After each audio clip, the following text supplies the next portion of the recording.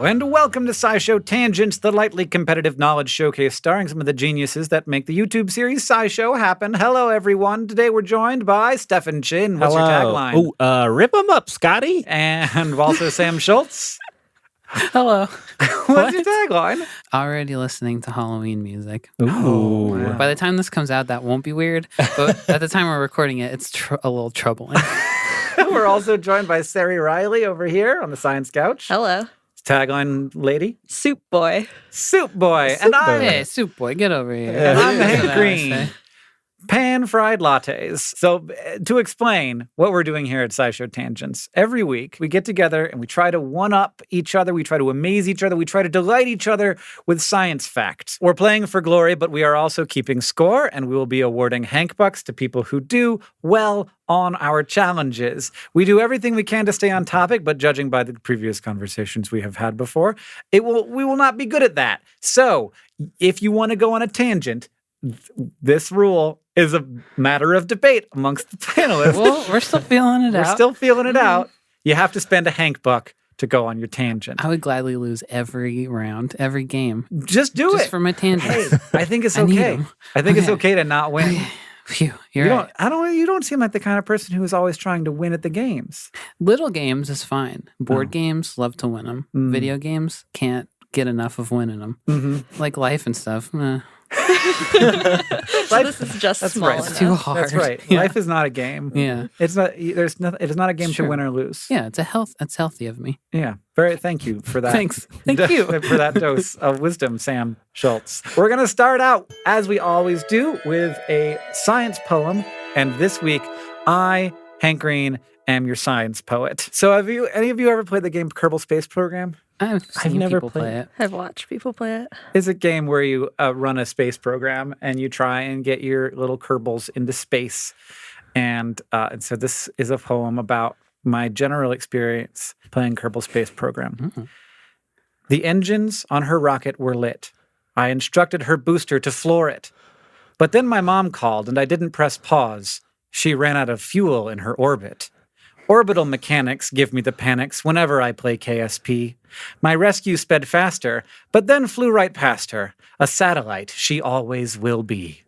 Oh. That's sad. beautiful.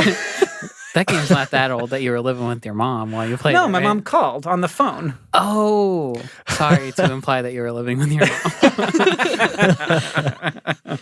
And yes, I have left many a Kerbin as artificial satellites around the planet Kerbal because it's very hard to get them back down once you do that. And so if you look at my game, there's just a lot of them floating around up there, and they all seem fine. Like they're still Are they alive? Or Yeah. are they dead? They Like, don't die. You can kill Kerbals, but not Yeah. by starvation. They have to blow up or something. Yeah, you have to blow them up. Can you get them back?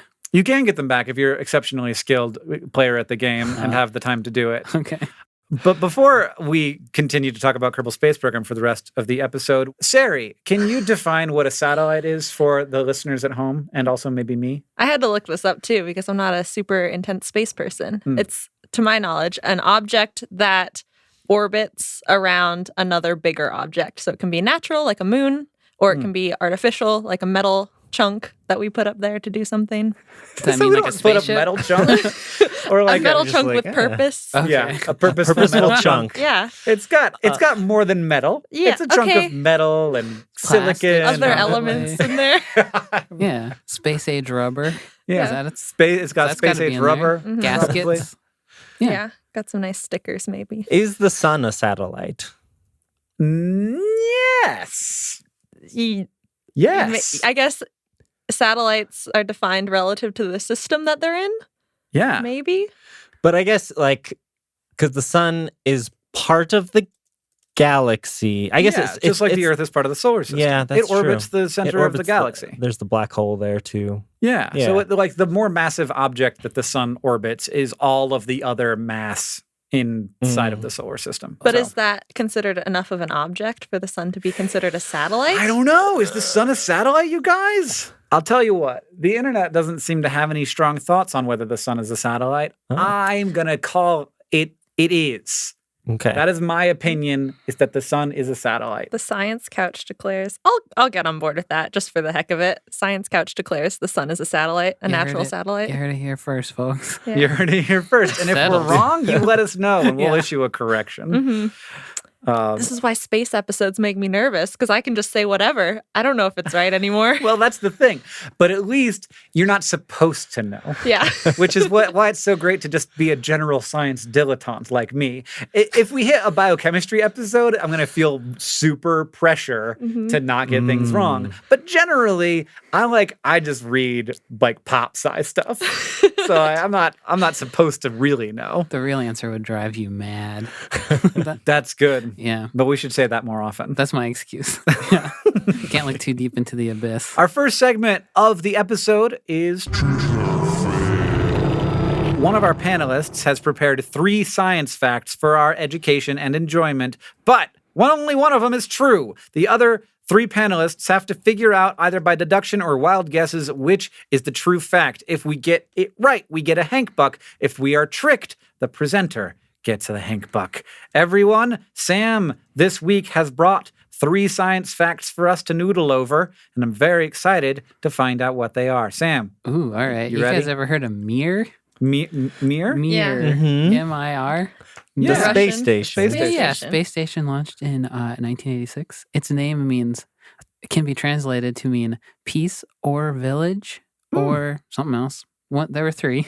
That's 2 of them. So the Soviet Union launched this. They launched this space station, and it was up there for like almost 20 years. Then it crashed into the Pacific Ocean. But in its decade, But on purpose, to be clear. Oh, It yeah, wasn't I like mean- people in it at the time. No, So they all they got out of say. there. Yeah. They have plenty of warning that it's going to crash into the ocean. But in its decade of service, some weird stuff happened on it. Here's Okay. 3 potential weird things. Oh, I know. Oh. Okay. All right, Good, number good. 1. Mir was riddled with giant free-floating hairballs that jammed vital systems. Oh. 2. What? Wait. Okay. Gross. You keep going. Mir launched and tested a giant mirror that redirected the sun's light to combat the long, dark Russian winters. Okay. Or 3. Mir smelled like caramel popcorn and nobody could figure out why. I mean, considering what I imagine space to smell like, that sounds great. Like my thought has always been like, well, it's basically like being in a car with the doors closed and the windows up all the For time. like a year. And everybody's like probably stress sweating constantly. too. Yeah. And like no easy way to take a shower. Yeah. And also, I'm not entirely clear on how pooping works. So what are our facts again, Sam? Okay. Free floating giant hairballs infested Mir. Mhm. The giant space satellite Giant space mirror. satellite mirror. And the caramel popcorn. It smelled like caramel popcorn. Well, I feel like if there were giant floating hairballs, people would know. People would, and it'd be pretty Well- easy to clean up. I'm also dubious about hairballs I because feel like, it'd be that's easy a to clean up. solvable problem. Also, they're soft. So like you don't want other things flying around. So maybe if someone like lost a hair clump, you could collect it. It wouldn't be an immediate crisis. Right. The popcorn smell sounds interesting. That sounds real to because- me. That one sounds the most It real. sounds most real because like people talk about the metallic smell of space all the time. So it would make sense that Right. we did something wrong and it smelled sweet Of instead. space. Of space or spaceship? Of Or spaceships. Spaceships. Yeah. I can sort of imagine like that smell coming off of like something going a little bit weird with the electronics. Yeah. hmm And like a little bit of a burned Mhm. smell. What was the purpose of the mirror? It was to Nice. warm up Russia. This is a During the thing that I winter. did hear about. That like Russia definitely did this. I don't know if it was launched from Mir, and I don't know if it actually happened. Maybe I'm getting confused and it was just planned.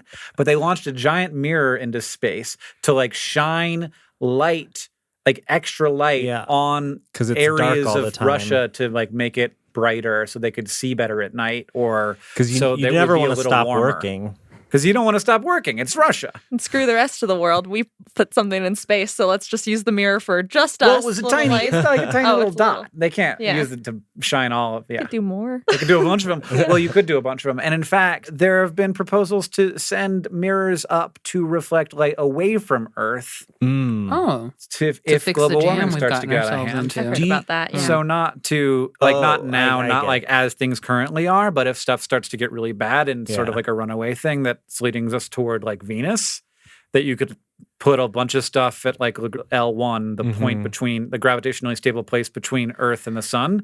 You put a bunch of like mirrors that would shine light away, like just Do you block. even need mirrors? Well, Just, it like, turns something out to that block? mirror is mirror material is the easier thing to do Oh, than like a black gotcha. material because the black material would get really hot.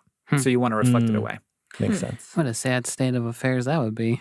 Hey, be it's better than Yeah. boiling Becoming- oceans. Yeah. As soon as Becoming the oceans Venus, though. start to boil, that is really then it's like it's basically over because then all the water vapor is like a really strong greenhouse gas and that's in the air and that's trapping the heat too. So you really It would have to get way, way hotter for You that wanna- to happen, though, right? yes, Okay. yes. The ocean is nowhere near boiling anywhere. Right. It's a very high temperature. Would we be around still when the ocean's boiling? I bet there'd still be some people, Okay. not the number we have now. Yeah, probably not. So we haven't. So the space mirror. I know that this is a thing. I think that they did it. They did like a small scale test version of it, but I don't think that it launched from Mir. I don't think they did it. Well, and I I'm also don't think that it went up on Mir because I don't think they did it. Okay, Oh, insubordination. insubordinate. Well, we're gonna find out. We'll find out, yeah. because that is definitely a partial true fact. I'm gonna go with space popcorn, you Yeah, guys, me and too. I think I everybody also else want is. space popcorn. We're all in on space popcorn. Did we get it wrong? Do we get wrong? It was the space mirror, It was you the- dummies. Oh my God, Sam's rolling in the Hank box. All right, so Oh man, I Yikes. should have gone for. Ow, Yeah. God. the space mirror is weird. And I it thought was it going to just get weirder. hypothetical.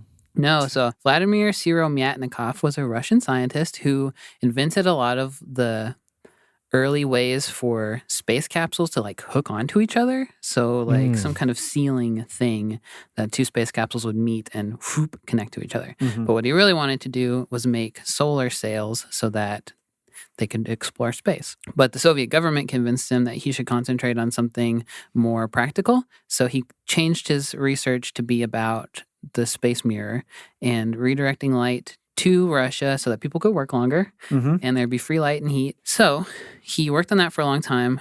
He started before the Soviet Union fell, and the project survived the fall of the Soviet Union. Eventually, he developed Znamya, which was a 65-foot satellite-mounted mirror.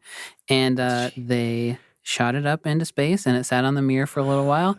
The mirror sat on the mirror, and eventually they sent it out, and it opened up, and it bounced a 5-kilometer wide beam of light, about the intensity of the full moon, back at the Earth. The clouds kind of messed it up, so it wasn't that impressive, but it technically worked. The Russian government got really excited, and they had this big plan to do more mirrors so that they could light a bunch of stuff at once.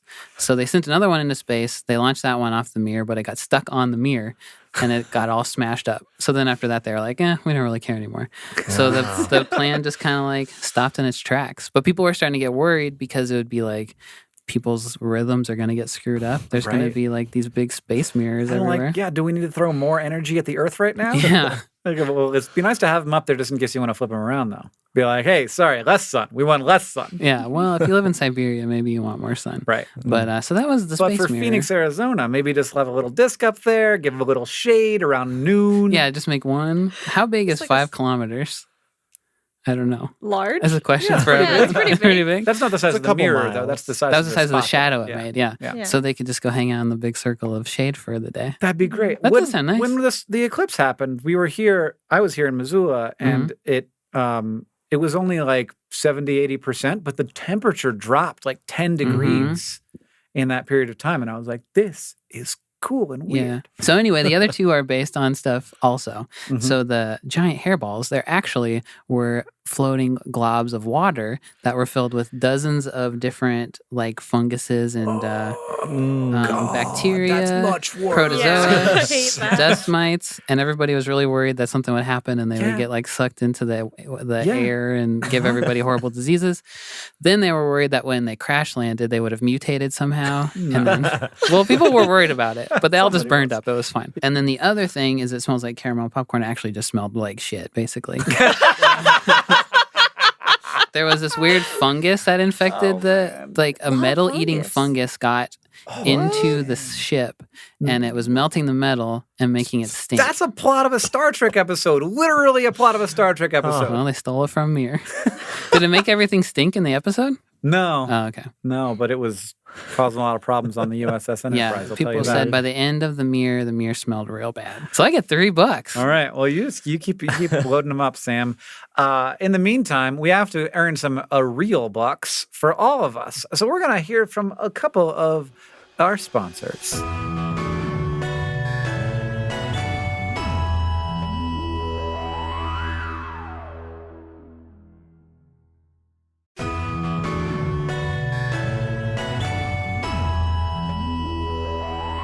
And we're back. I have 1 point. Sam, you have all the rest of the points. That's what I like to hear. That's 3 points and nothing for Stefan or Sari.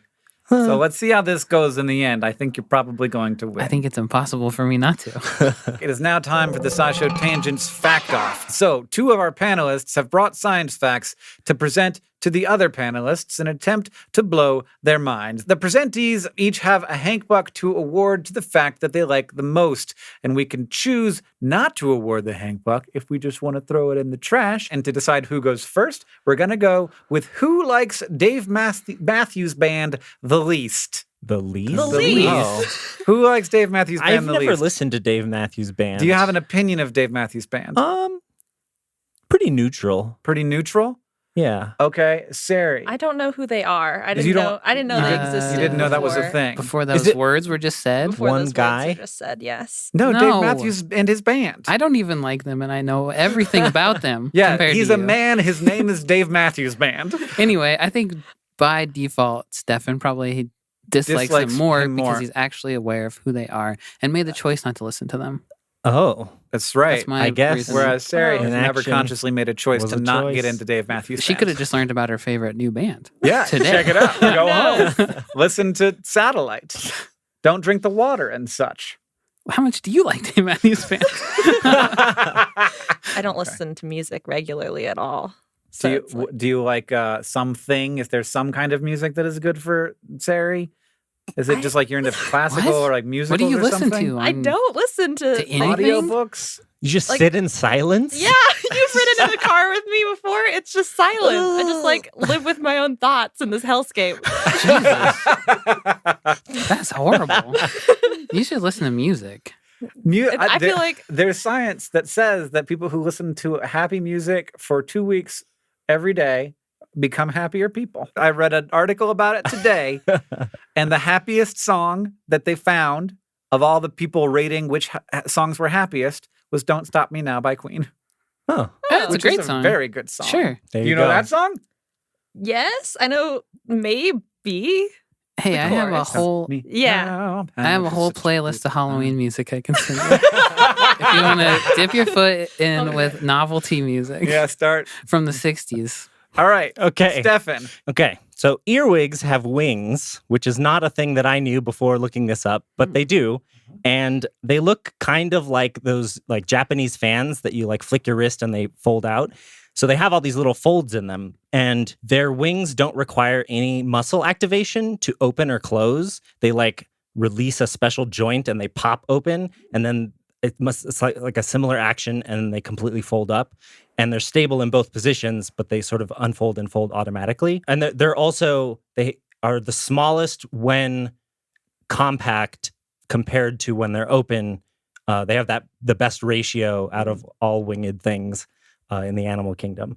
But basically, researchers have figured out how their folding mechanism works, and they think that can be used for a variety of things, like better maps and tents and like all kinds of shit. But also potentially for like solar sails or different appendages on satellites. I've read something similar about ladybug wings, which Oh. I watched Didn't like a see slow-mo ladybug wings. video of how ladybug wings work and how they fold up inside of their casings, which you Oh. don't think about. But yeah. They described them like as origami in the sort of way, but they don't obey the laws that origami does.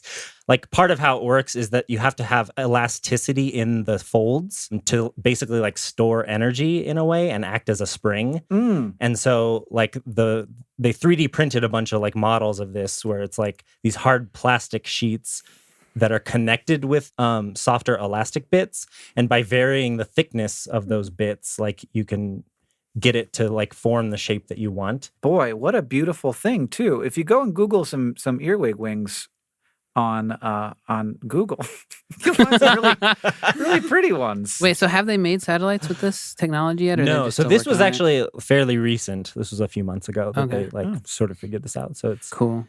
prototyping. But it's it like sort of reminds me of a slap bracelet in a way, in the way that you like push the end and then it slaps into the other position. Oh yeah. Mm-hmm. It's Uh-huh. very weird. And then So- when you get it out, and then it stays. Yeah. It's So stable in both stable. positions. Yeah, exactly. So it takes muscles to put them back in position, though. It I'd must, imagine, right? It must. The phrase was like release a special joint. Uh-huh. Oh. So it seems like there's a thing that like a locking mechanism, and when they release that, it like automatically Spring-loaded, snaps to the basically, other. Yeah. Okay. Okay, I think we have heard and thought enough, and it is time for Sari to lay down her fact for the fact off. Ooh. 3, 2, 1, begin. Okay, so before we had satellites that could communicate by sending radio waves to send signals back to antennas on the Earth to get pictures beamed back to us, TV? Is that TV? TV, and also just like images of Oh, the sorry. Earth. We had film cameras and Mhm. early spy rockets, which I didn't learn until today, had to take film. So they took up to 60 miles of film, recorded it for 124 days, and then launched it back towards the Earth. Oh my god! And then a plane had to swoop by and try and grab this film to take it Oh. back to get developed so that Wait, researchers had to why didn't scrutinize it. just laying on the ground. Because then people would have to pick it up. And one time they did. One time it fell into the ocean and the U.S. had to launch a submarine and go find it on a secret reconnaissance mission. One time it landed in Venezuela. Oops. Ooh. And it was bad. The end. So why? Explain to me why they couldn't just let them fall on the ground. Because is there a parachute? Are they on a parachute already? They're in what was called a bucket. It's like this capsule. What was Film called bucket. a bucket? Was it It's a a bucket? 5-gallon The technical bucket. term. It's what people call a bucket. It was from Ace Hardware, and it brought had a lid and a handle. No, it was plastic. It was like one of the sandcastle buckets that you could good. turn Like upside down. just a pail. Yeah. Yeah. Okay. So it was in what was called a bucket. With a parachute. The plane had to go and catch the parachute. Yes. And I'm guessing it's just because we can generally target where things land. And I think they intended a lot of these to land in the Pacific Ocean, like by Hawaii or in that empty region. But they weren't sure. They didn't want civilians to know about it. All this was classified till the mid-90s or I think 2011 was when they did another whoa. wave of declassification. So don't no wanna one had to lose know them. that these existed. And so you just had to send a plane with basically Don't a even bug let it catching touch net. the ground. Yeah, don't let anyone have a possibility of even seeing it and you going to collect this mysterious capsule. I feel like that's somebody convinced somebody to spend a bunch of money when they didn't need to. It definitely it made sense to me when I first heard it, but now I'm like, yeah, if they know where it's landing well enough to know to fly a plane right past it, then you know where you can send a boat Yeah. to just Or, hang out Yeah. or and like pick you it could just up. make it land outside of Area 51 Yeah. in a field that you or just there's a bunch of places that the government owns Yeah. that have fences around it. A lot of America. They could have dropped it on the White House. And the president just could have gone up I and think taken a people look. would've Probably not the noticed. White House. People Just wouldn't this notice. huge capsule coming Just down. a 5-gallon bucket from Ace Hardware with a big parachute on it. They're like, Oh, Top they- secret, branded on the side. Interesting. I'm So interested the in one- the cameras that they had on the satellites. Were they just how good of pictures were they taking? Do you know? I think they got it down to 1 meter to half a meter resolution. Okay. So not as That's good as not the current satellites bad. we had, but not bad. Yeah. I think they had usually had 2 cameras on the satellites and they got bigger and bigger. So they started out, the Corona program was the starting one, but then Hexagon was the biggest. So the Hexagon had 2 panoramic mirror cameras that rotated and they swept back and forth. So I imagined kind of a robot sweeping. And apparently intelligence officials referred to it as mowing the lawn, Oh. which seems like a very weird corporate thing to say. So the CIA agents were bustling around while just mowing the lawn across China today. I love the ingenuity of things like we went to space too early, and then we had to figure out a bunch of weird ways to Right. do things, and then we end up with globs of like water behind everything. Yeah, and fungusy globs of water Yeah. and dropping giant canisters of miles and miles of film yeah, and But you catching then it have with to an develop airplane. you have to Yeah. develop all Yeah. of it. Oh, Yeah, my. it's so stupid. You have to take it to Walgreens. Yeah. Send it away. Here's 60 miles of film, Yeah. please.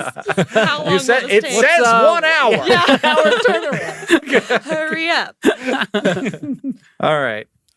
Well, so that's I good. think I got to give it to Stefan. I feel like Sarah's was really good, but Stefan's is like the future of mankind. I'm a big enough fan of early space flight that I'm a sucker for early space facts. Yeah. So I'm going to go with Sari. Yeah. Noted. And now it is time for Ask the Science Couch, where we ask listener questions to our couch of finely honed scientific minds, of which I am apparently one. So we have a question, and it's read by me, according to our show notes. So I'm going to ask it. It's from Marie, who asks, who decides where each human-made satellite goes? Well, somebody. This is a good question. Because they can knock against each other, and you want to make sure that doesn't happen. I sometimes get the picture from people that we're afraid that space is super full, and that like things are going to start knocking into each Yeah. other, and then we're going to have like a scenario like Gravity with Sandra Bullock and George Clooney, and things just suddenly it's just a sphere of pure space trash. There's a lot of space in space. I don't know if you've noticed, but Earth is big. Space is even bigger. And if you have like sort of the sphere around the Earth, that is like a good place for satellites to be, like an optimal orbit for like being geostationary or something, then like you're looking at going out from Earth into this new sphere with a larger diameter. And so there's a lot of space, but you do have to keep track of it. So that is the thing that I felt, that like there's so much space, and like we'll never launch enough satellites to fill all that up. Obviously, there's a lot of debris from things breaking up, but I did find, this is a fun side fact a little bit, but I found that in low Earth orbit, there's still enough atmospheric drag that it sort of clears itself of debris, and so those orbits tend Like to the be space shuttle orbit. Yeah. But there is a point out in space where the real estate is actually kind of limited, and that's at a point directly above the equator, about 35,786 kilometers out into space, which is pretty far. But basically, there's this ring that if you're in that at that altitude, you're orbiting at the same speed that Earth rotates. And so to people on the ground, you don't move in the sky, which is great for like a communication satellite or something. Right, like all the TV, like the satellite TV, when you have to point at one point in space and not move your satellite, and so you want the satellite to stay in the same place relative to that person's house. Right. But so there's a limited number of spaces where satellites can be and not interfere with each other. I'm sure there's still a lot of space, but there is an international body that assigns those slots to people. And another fun fact, in 1976, 8 nations tried to claim the space above their countries as sovereign territory, but everyone else was like, nah, we've got the Outer Space Treaty. This is in space. That's a different jurisdiction. So claim rejected. Yeah, Were we that's one good. of them? No. Oh, okay, cool. But now we're like, let's militarize space. Yeah. Oh. It's all good. Why haven't we done that yet? That seems like a no-brainer. Let's put weapons there. Yeah, I'm in. do it. I'm going to sign up. You're gonna sign up for the Space Force? I'm going to be the general of the Space Force. I mean, if anybody, I Yeah. would want it to be you. It's going to be me. If there's gonna be a Space Force and it needs a general, Sam Schultz is my first choice. Yeah, I'm going to save you from the aliens when they come. That's not what I want from you. Oh, what do you want from me? I want you to use the power of the Space Force to build empathy. I could do that. We could etch some nice stuff in the moon. Is that what you want? I'm gonna etch some nice stuff in the moon, Yeah, like that's my- Chairface Chippendale does in the tip. Yeah, but mine will say, be nice. How about that? Just the moon with "Be Nice" written in it with a Yeah. giant space laser. Yeah. Yes. Okay. We finally got merch for tangents. The moon, by the way, is 238,000 miles, 384,000 kilometers Yep. away. So 10 times farther than geosynchronous orbit. So that's how far geosynchronous orbit is. It's pretty far away. far. Yeah. Are there any other like crowded or useful orbits? Yeah. So also in the geosynchronous orbits or geostationary, I think geostationary is the one point. Geosynchronous is it's just the same speed that the Earth is turning, which can stay Oh, at any longitude. But the equator is like prime real estate Gotcha. because Right. that's the exact same spot. There are geostationary operational environmental satellites that send atmospheric information and just constantly monitor. And those are mainly for like big storm systems happening. So I think like big water vapor changes, big wind changes, hurricanes, reporting things like that. There are medium orbits, which are around 20,200 kilometers above the surface. And a satellite at that height takes around 12 hours to complete an orbit. So you can go like cross the same spot twice a day. Is there a certain orbit that people aren't allowed to go into, like where the space station is or something? Space station is at one of the Lagrange points, I think. Maybe? that? No. no, No. it's just orbiting. No. Telescopes are at the Lagrange points. Maybe? There are some telescopes at Lagrange points. That's where Okay. the James Webb is going. That's probably what I read. Yeah. What's the Lagrange point?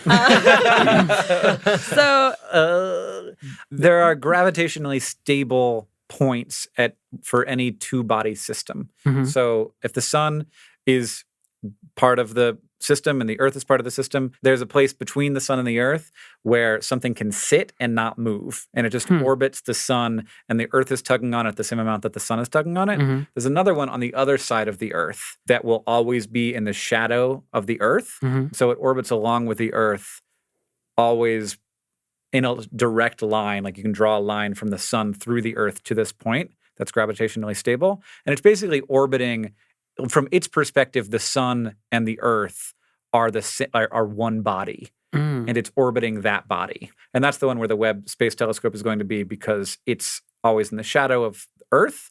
And so it won't be interfered with by the sun. Like there won't be Whoa. any light there. All right. Well, that seems like a good end. yeah.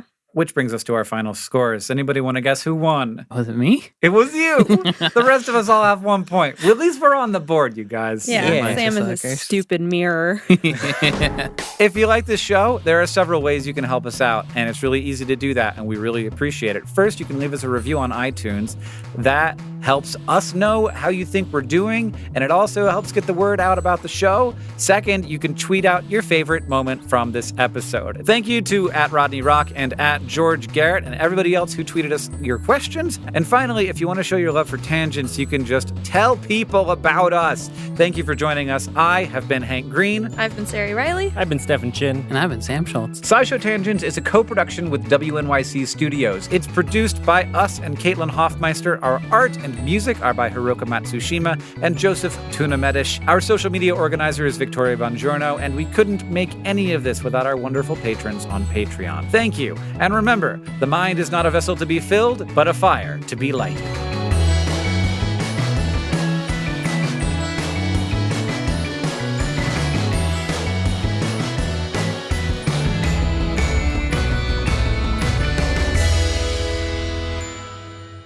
But one more thing. So the increase in private space exploration has brought up concerns that private companies will land on the moon and mess up all the sites where the original landers landed, including the poop that the astronauts pooped and threw on the ground. They're worried. So heritage foundations are worried that they're going to land there and they're going to be like, there's poop everywhere and clean it all up. But it's historic poop. This belongs in a museum.